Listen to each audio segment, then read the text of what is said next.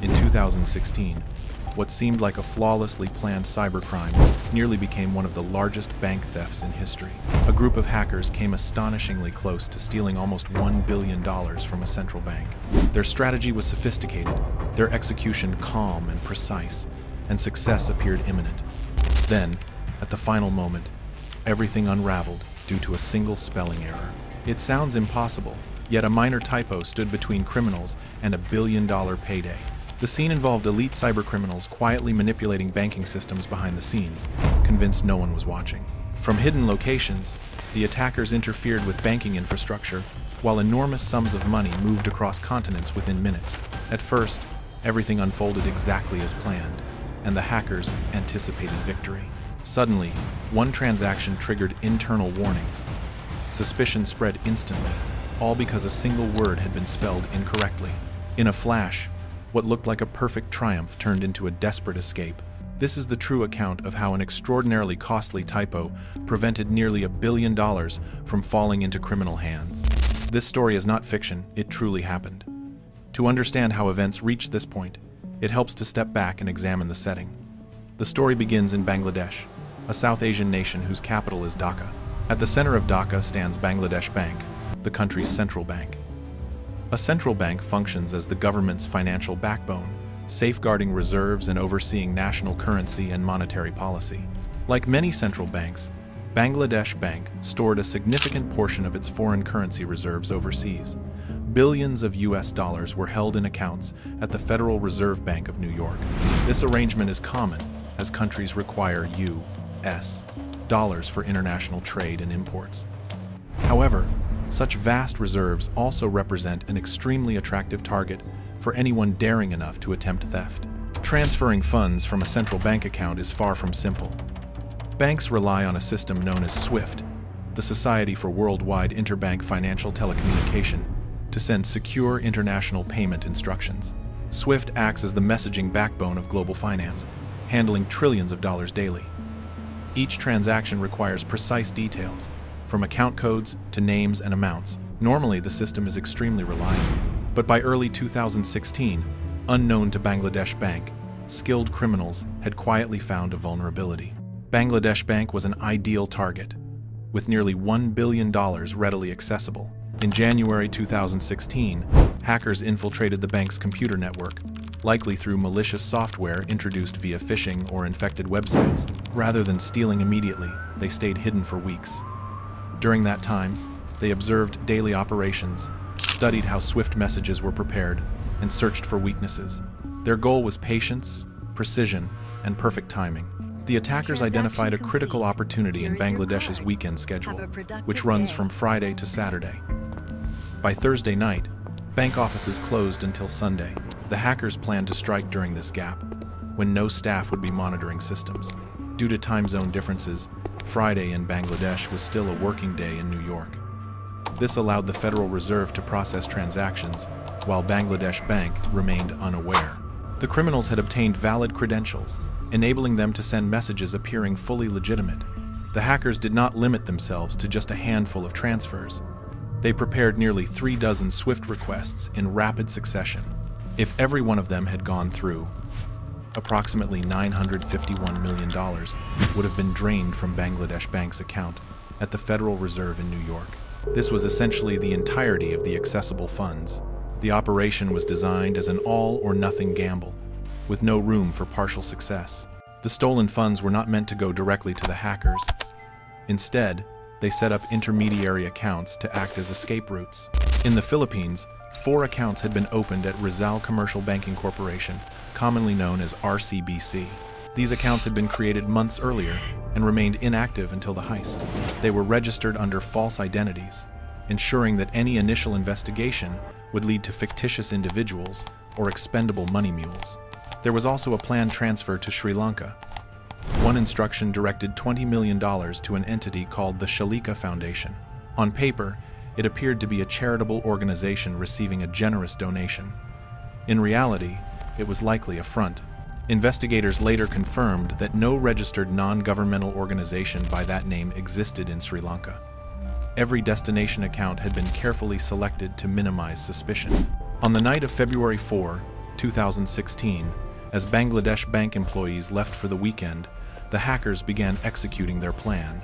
Fraudulent SWIFT messages were sent one after another to the Federal Reserve Bank of New York. Inside the empty halls of Bangladesh Bank, no one noticed the outgoing transfer instructions. The attackers even interfered with the bank's printers, delaying the automatic printing of transaction records to buy additional time. In New York, the Federal Reserve began processing the requests because they appeared to be valid instructions from Bangladesh's central bank. Money started moving quickly. Millions of dollars flowed into the Philippine accounts the hackers had prepared. Transfers of $20 million, $30 million, and $50 million went through. Within hours, roughly $101 million had already been sent. The plan seemed to be unfolding exactly as intended. However, as additional transfer requests continued to arrive, bank officials on the receiving end began to notice something unusual. The sheer volume of transactions originating from Bangladesh Bank was highly irregular. Many of the destinations were private entities or individual accounts, rather than other central banks. At the Federal Reserve in New York, internal red flags started to appear, signaling that something might be wrong. Among the many transfer orders, one stood out. It instructed the payment of $20 million to the Shalika Foundation in Sri Lanka. This single transaction would ultimately expose the entire operation. While preparing that instruction, the hackers made a small but fatal error. The recipient's name was misspelled, and that minor detail would change everything. The word foundation had been entered incorrectly. Instead of the proper spelling, the hackers typed foundation. Whether it was due to haste, unfamiliarity with English spelling, or simple carelessness, the mistake was obvious. The name looked wrong, and it did not escape the attention of the banks processing the transaction. The $20 million transfer was routed through Deutsche Bank, which was acting as an intermediary for the payment to Sri Lanka. At Deutsche Bank, an officer noticed the unusual spelling. Seeing a massive payment to an unfamiliar charity with an obvious error raised immediate suspicion. Rather than processing the transfer, the bank paused the transaction and sought clarification from Bangladesh Bank. Deutsche Bank contacted Bangladesh Bank to verify whether the beneficiary name was correct. However, Bangladesh Bank had no immediate response. It was the weekend in Bangladesh, and the offices were closed. The hackers had expected silence to work in their favor, but this time it had the opposite effect. The questioned transaction was placed on hold, suspended while awaiting confirmation that never came in time. That unexpected pause triggered a chain reaction. The inquiry from Deutsche Bank heightened suspicion at the Federal Reserve in New York. By this point, many of the other transfer requests, totaling around $850 million, had already been flagged for manual review. The volume, destinations, and now a confirmed irregularity suggested that something was seriously wrong. Early the following week, Bangladesh bank officials finally returned to work. Transaction records that had been delayed began printing out, revealing the scale of what had happened. Panic set in as staff realized that someone had attempted to steal nearly $1 billion from their accounts. The shocking discovery prompted immediate emergency actions. When Bangladesh Bank reviewed Deutsche Bank's message about the Shalika Foundation, the problem became clear immediately. No such organization had ever been authorized to receive funds. Authorities were alerted, and urgent messages were sent to stop all suspicious transfers. Because of the misspelling, the largest transfers were halted in time, preventing roughly $850 million from disappearing. The implications were extraordinary. Had the hackers spelled the word correctly, the $20 million transfer might have gone through without question. Without that alert, the remaining $850 million could have been released before anyone intervened. In effect, a single misplaced letter prevented an even greater financial disaster, earning the title of the world's most valuable typo. Despite the failure of most of the plan, the hackers did not walk away empty-handed.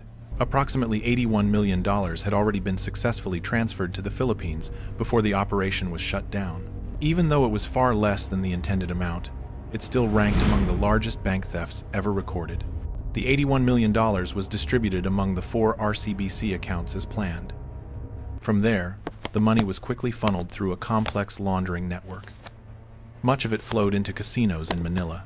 At the time, Philippine casinos were not fully subject to strict anti-money laundering regulations, making them an ideal channel to clean illicit funds. Inside the casinos, the funds were converted into chips, gambled, and later claimed as winnings.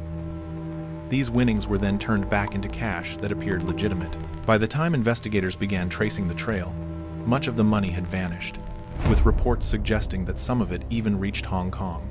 Bangladesh Bank urgently sought to recover the stolen funds and contacted Philippine authorities. The Philippine Anti-Money Laundering Council launched an investigation, and Senate hearings followed. Bank officials were questioned, and individuals who facilitated the laundering were charged.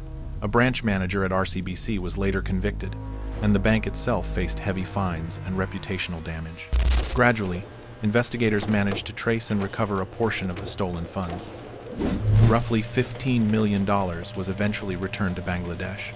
The $20 million intended for Sri Lanka was fully recovered because that transfer had been stopped. However, as of today, tens of millions of dollars from the Philippine transfers remain missing. In Bangladesh, the fallout was severe. The incident exposed serious weaknesses in the bank's cybersecurity. Public outrage followed, and the governor of Bangladesh Bank faced intense criticism before resigning. Forensic investigators, including the cybersecurity firm Mandiant, were brought in to analyze the breach and identify the malware left behind. Investigators concluded that the hackers possessed deep knowledge of the bank's internal operations. This suggested either assistance from an insider or a prolonged period of surveillance and intelligence gathering. At the same time, tensions rose between Bangladesh and the Federal Reserve Bank of New York.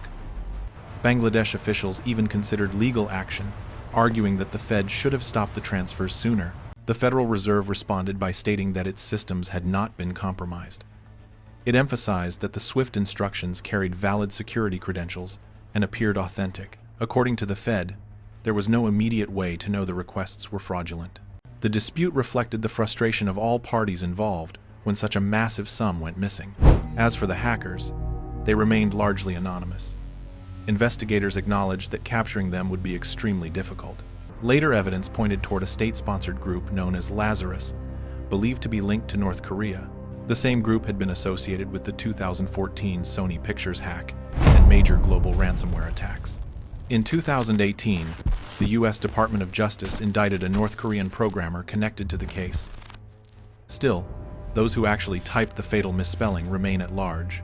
They came within inches of executing an unprecedented theft and, despite their mistake, escaped with a massive payout.